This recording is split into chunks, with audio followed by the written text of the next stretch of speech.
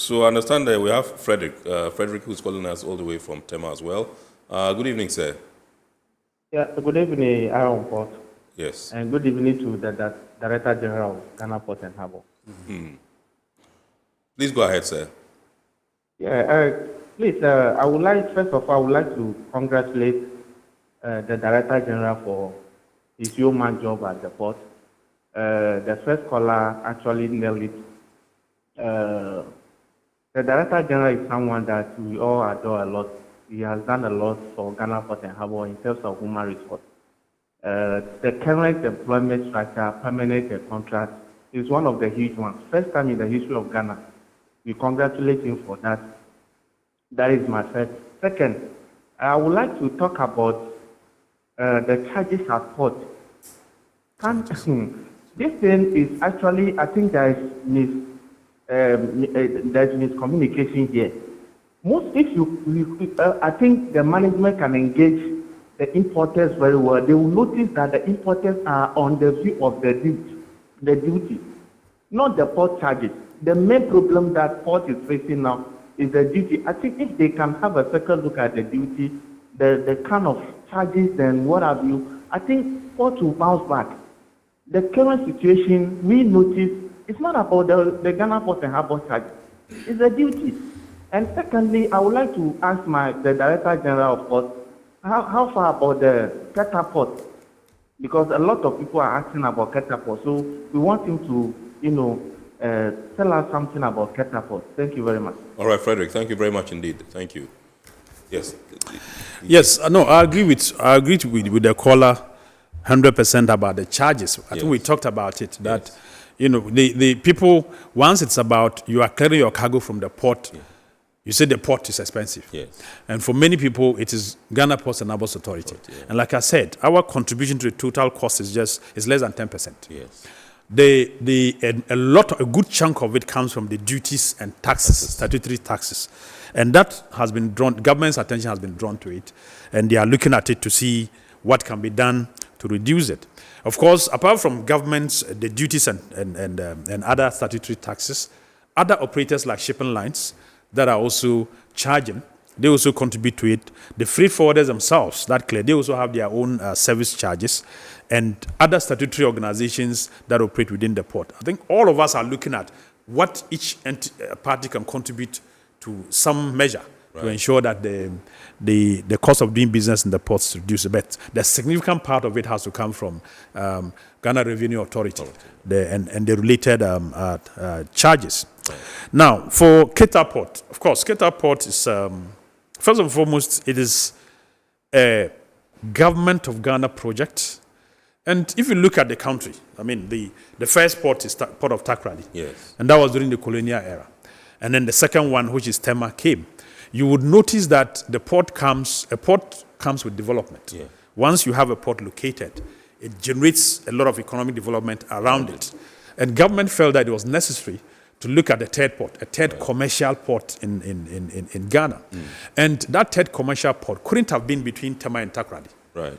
The best location is to look at the eastern corridor of the country. And we couldn't have located anywhere else except Keta. Indeed, when you go into the history of Keta, the very first harbour was there. It was erosion and other things that took it away before Tema came into being. So that is not just that. We also have, if you follow studies quite well, you notice that within the Keta Basin, there's oil potential there.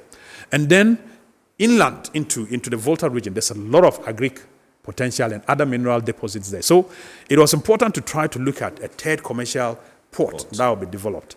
And that is why government took up this project.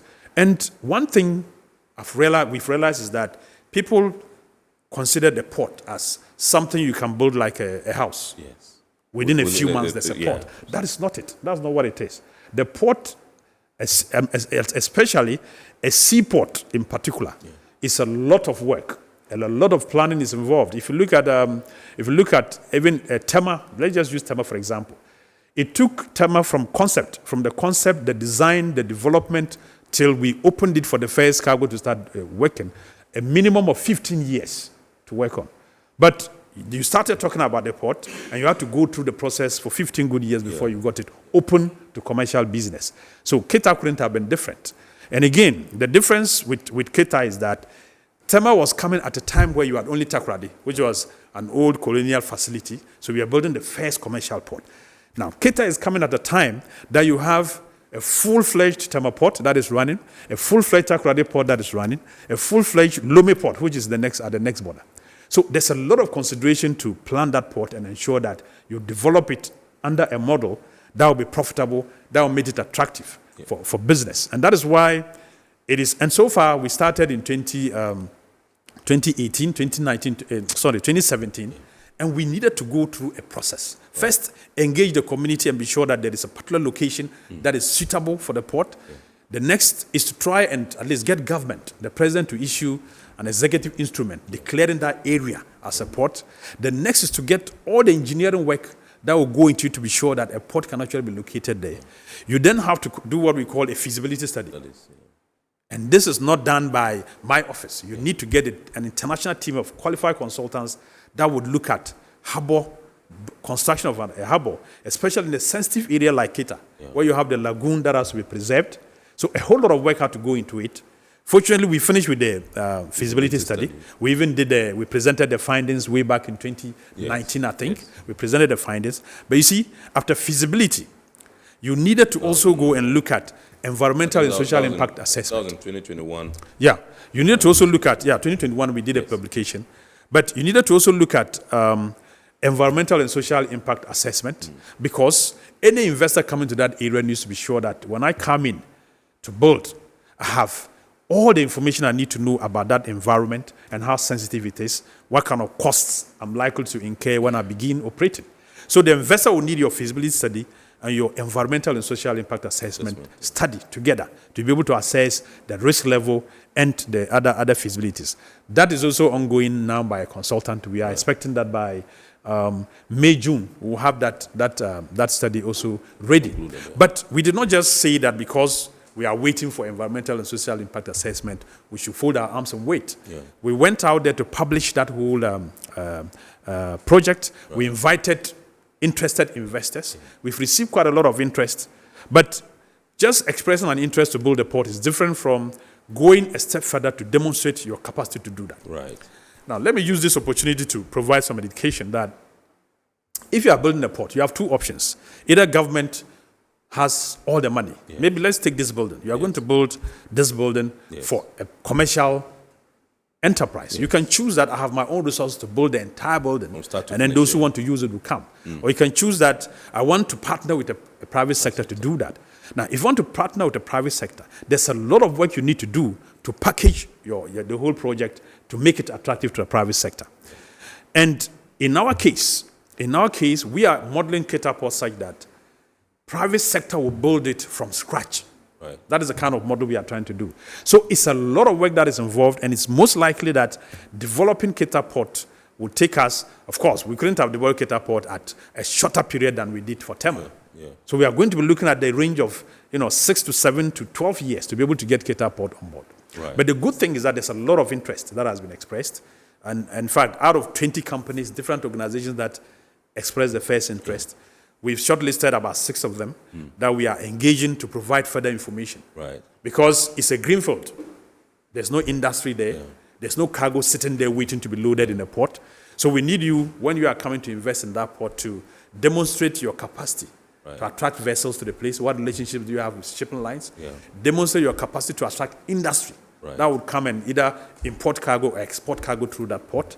We need to look at all that before you look at your financial capacity to build that port itself and operate it. So all this cohort of things need to be done. And let me just please give me a minute to explain one point which people are virtually misconstruing.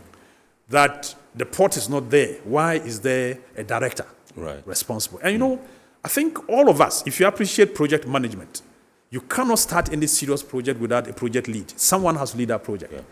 And to lead that project, and like I've just described the nature of the project, it's a very, very complex project that would need somebody full-time to lead it and run it. And it is a port. Here in Ghana, each of our ports has directors as the leaders of that project. So if we said somebody is going to be the director in charge of the Keta Port project, it is not out of place. Absolutely. But let me just quickly go back and draw our attention to the fact that in even Tema Port that was already in existence, in the year 1986 onwards, when we became GPHA, and World Bank has to bring funds to rehabilitate Tema Port. Even that, where there was a port authority with DG and all those people, they still had to appoint a whole project office and appointed a project director to make sure that they were working with the port authority to ensure the rehabilitation works. So appointing a director to pilot a project is not out of place. It has nothing to be to be linked to anything that is wasteful. It is purely a strategic and feasible project. Any, interested, or how will I say, any progressive-minded project manager want to do. And that is what we are doing. Apart from the director himself, all the other few staff working with him are seconded from mainstream GPHA and working with it. So please, let's embrace Keta Port as a national project, as Ghana's third commercial port, belonging to every single Ghanaian, no matter your persuasion. And that's how we should see it. And let's all play a role in attracting business and interest in the port of Keta. Right. Yeah. Awesome. Thank you very much. I understand we have Ellis. He's been standing on the